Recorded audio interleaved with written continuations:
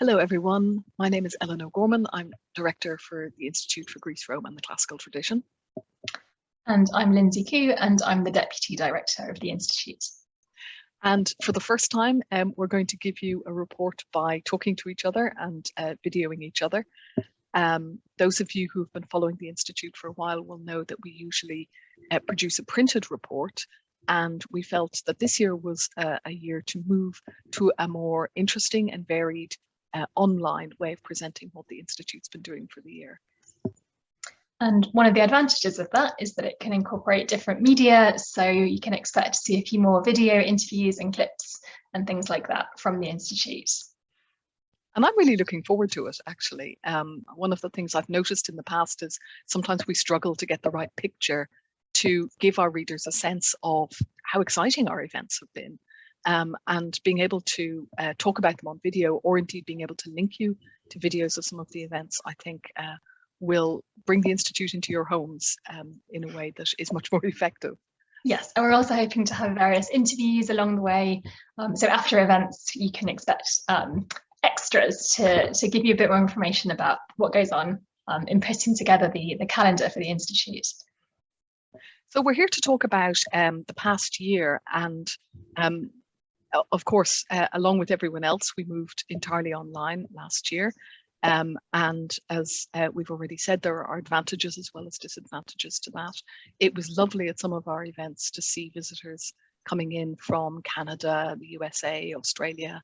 And it's also been lovely to see how people have been sort of following on from a distance. So the main events that we're going to talk about are our annual Morse lecture, which is in honour of our former president, Sir Jeremy Morse. And that took place last March.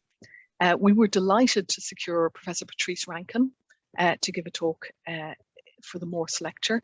And his paper was entitled Touching the Body, Rights, Punishment and Justice, Prometheus, Emmett Till and George Floyd. And that was, as you can see, another lecture that brought together some of the timeless questions, particularly around Greek tragedy, issues of rights, of punishment, of who has the power to hurt people, and some very timely concerns in the aftermath of the murder of Mr. Floyd in the US.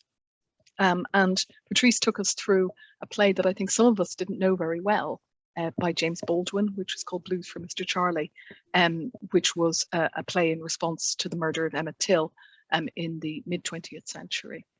I don't know about you, Lyndsay, but I found it both an intellectually stimulating talk, but also a very moving talk.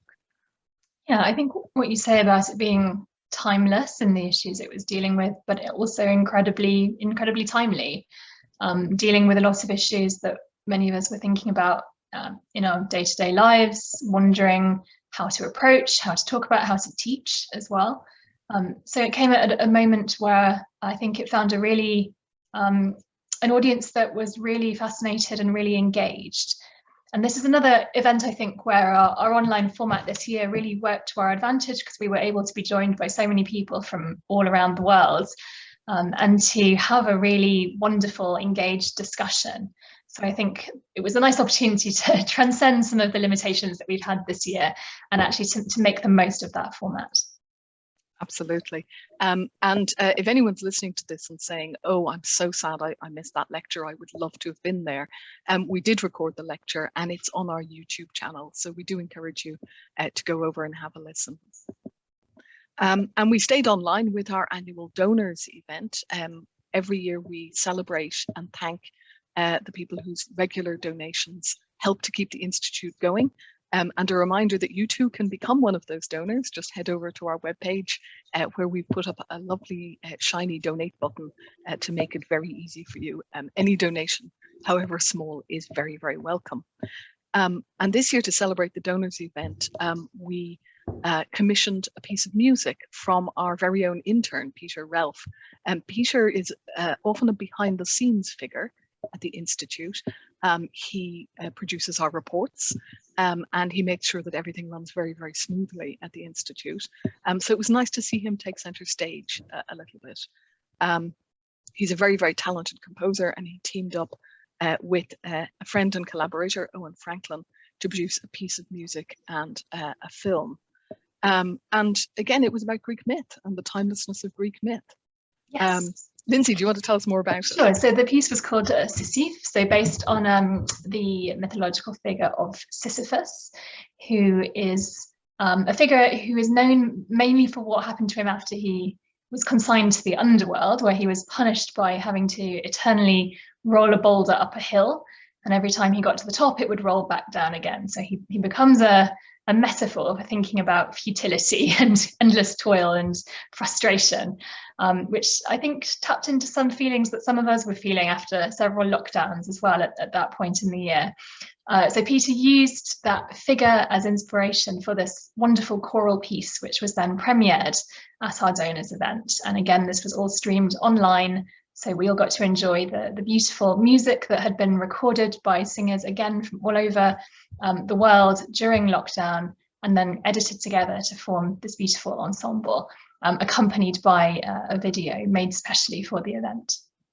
It was a really, really special event. And in particular, what I loved about it was the angle that Peter chose for thinking about the myth of Sisyphus by picking that one line from Ovid's Metamorphoses, where Sisyphus is so transfixed by the power of Orpheus's music that for a moment he actually stops. He puts down his labors and he sits for a moment on the rock and just listens to glorious music. And we were all just like Sisyphus at the performance. We all just sat there and we put aside all of our daily concerns and our worries and just drifted away on this beautiful music.